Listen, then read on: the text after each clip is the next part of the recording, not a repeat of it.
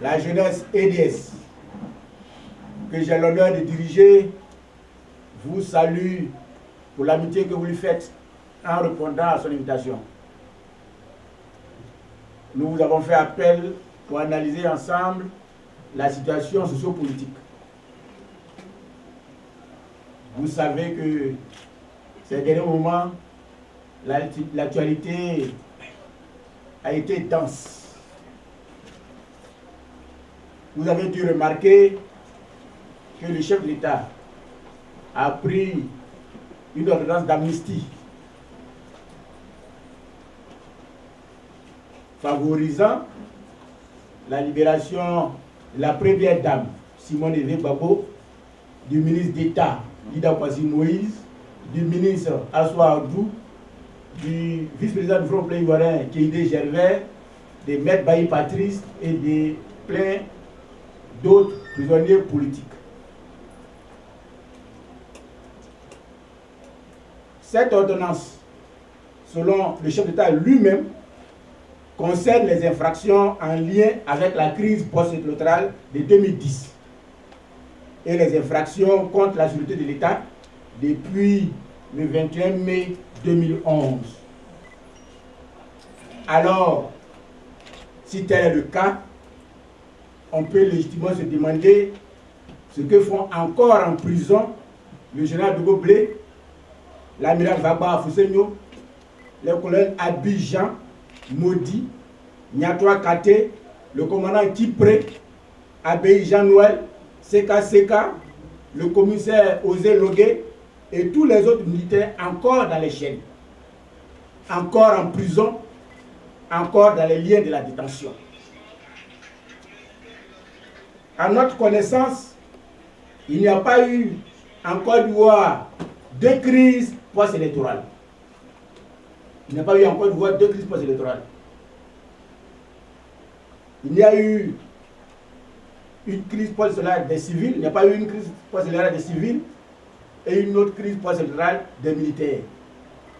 Il y a eu en Côte d'Ivoire une seule crise post-électorale.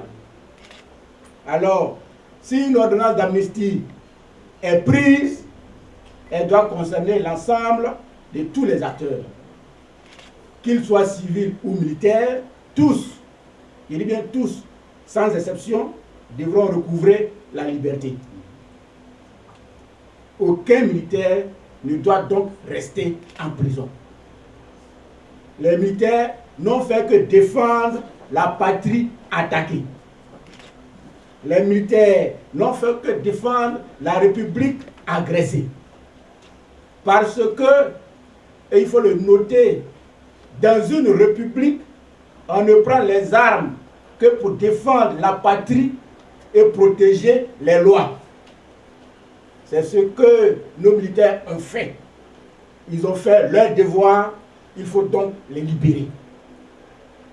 La jeunesse EDS exige la libération de tous les militaires encore en détention. Car pour nous, si Chéri Soumane, Ouattao, Fofana Loseni, Thio Fosier, Kone Zakaria, Kone Gaoussou Diagao, Ouattara Morou, Vetio et autres, malgré le massacre de Djokwe, de Naïbli, de Adebem, de Sago même, malgré les massacres dans presque toutes les régions de Côte d'Ivoire, lors de leur prise de pouvoir et dans la gestion de leur pouvoir, et autres tueries, si ces derniers sont en liberté et même sont promus, aucune raison ne justifie le maintien en détention de ceux qui ont défendu la République. Aucune raison ne peut justifier le maintien en détention de Doublé et de ses amis militaires qui étaient au service de la République et qui ont défendu la République. Nous faisons de cette question une exigence nationale. Et nous allons nous battre pour obtenir leur libération. Pour la paix et la réconciliation en Côte d'Ivoire, nous nous battrons pour qu'il recouvre entièrement et totalement la liberté. C'est essentiel que l'amnistie,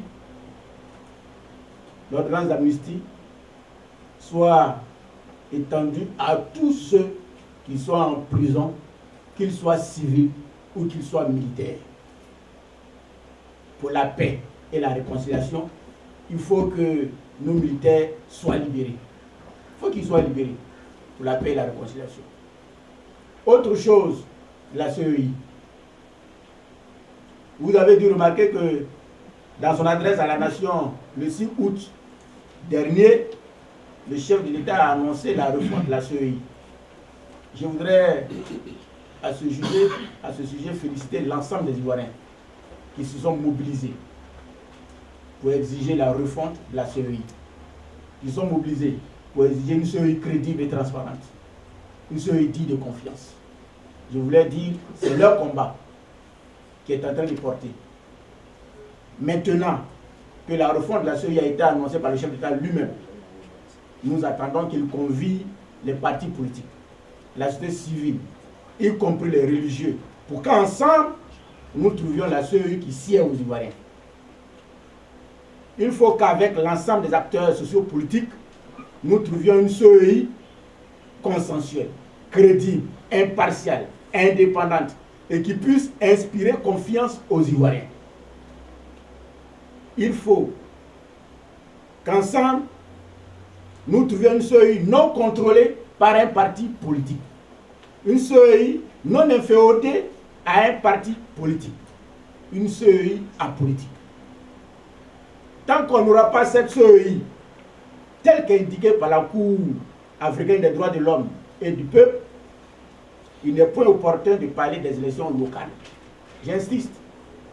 Tant que nous n'aurons pas obtenu de façon consensuelle la refonte de la CEI en profondeur, une CEI qui puisse inspirer confiance à l'ensemble des Ivoiriens, il n'est pas question que nous parlions des élections locales.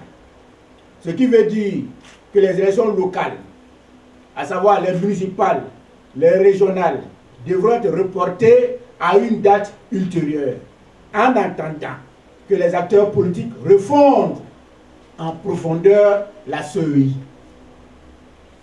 Il n'y a donc pas urgence à organiser les élections locales maintenant, alors que la refonte de la CEI est un acquis. Fort de cela, nous demandons à Youssouf Bakayoko de ranger ses effets personnels pour libérer les locaux de la CEI, plutôt que de provoquer le peuple en communiquant des dates de dépôt des dossiers des candidatures pour des pseudo-élections locales. Il gagnerait à commencer à faire ses bagages pour libérer les locaux de la CEI. Des nouvelles dates pour des élections, qu'elles soient locales ou présidentielles, ne relèvent plus de ses compétences. Il ne peut pas agir maintenant pour le compte de la CEI, qu'il dégage le plus rapidement possible pour ne pas attirer la foudre des Ivoiriens sur sa personne. C'est un vieux pour lequel nous avons beaucoup de respect. C'est un grand-père. Il faut qu'il sache partir. Il vaut mieux partir une minute avant que de partir une minute après. Je voudrais, à toute fin utile, rappeler à l'opinion nationale et internationale que EDS envisage participer aux élections. Nous sommes prêts.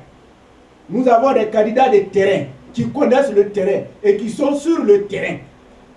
Nous avons une expertise électorale. Nous avons un projet de société et un programme de gouvernement attractif. Et nous avons une expérience de gouvernance. Mais cette CEI de Youssouf Bakayoko est un problème. Elle n'inspire pas confiance. Elle est au service du RDR pour faire gagner les candidats du RDR par la fraude et la tricherie. Nous insistons qu'il faut impérativement reporter les élections locales et travailler rapidement à l'avènement de la nouvelle CEI pour éviter une autre crise à notre pays. Car une structure informelle, telle qu'est devenue la CEI de Youssouf Bakayoko, une structure caduque, telle qu'est devenue la CEI de Youssouf Bakayoko, ne peut organiser formellement et valablement des élections. Ce message doit être entendu pour que rapidement le chef de l'État organise une table ronde de discussion en appelant EDS, en appelant Sankara Abdourahmane, la société civile à une table de négociation pour trouver la CEI capable d'organiser des élections dignes de confiance. La CEI crédible, la CEI transparente, la CEI indépendante. Cette question nous tient à cœur. Cette question est d'une urgence nationale. C'est fort de ces nombreux actes anormaux de gestion. C'est fort de l'improvisation et de l'amateurisme de la conduite des affaires de l'État que nous appelons le peuple de Côte d'Ivoire à un grand meeting le samedi 15 septembre 2018 à partir de 8 h au stade du village d'Anono. Nous allons manifester pacifiquement pour interpeller la conscience nationale et internationale sur le sort des 60 militaires encore menottés dans les prisons du régime Ouattara. Nous allons manifester pacifiquement pour interpeller la conscience nationale et internationale sur la nécessité de refonder la CEI ici et maintenant avant toute élection, quelle qu'elle soit. Nous allons manifester pacifiquement pour interpeller la conscience nationale et internationale sur la souffrance des Ivoiriens, abandonnés à la misère et la faim par le régime sans cœur de M. Alassane Dramane Ouattara. Et rassurez-vous, nous serons sans repos tant que nous n'aurons pas obtenu un cadre meilleur de vie pour les Ivoiriens. Du reste, nous invitons toutes les structures de jeunesse à engager dans le combat pour la démocratie. Tous les jeunes de Côte d'Ivoire, soucieux de vivre en démocratie. Toute la population ivoirienne, où qu'elle se trouve en Côte d'Ivoire, tous les étudiants, à venir massivement exiger la libération des prisonniers militaires, exiger la refonte de la CEI ici et maintenant et exiger un partage équitable de nos ressources. Peuple, ta patrie t'appelle. Engage-toi et sauve-la. Je vous remercie.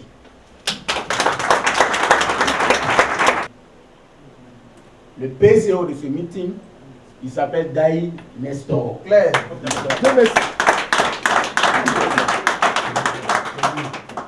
Daï est en train de prendre toutes les dispositions pour qu'il y ait du monde, pour que la population soit totale. Et on voudrait compter sur vous, vous amis de la presse, vous amis cyberactivistes, pour que le peuple soit sensibilisé à ce grand événement-là. Donnons-nous rendez-vous au samedi 15 septembre 2018 pour encore une fois crier au monde entier notre colère. Je vous remercie.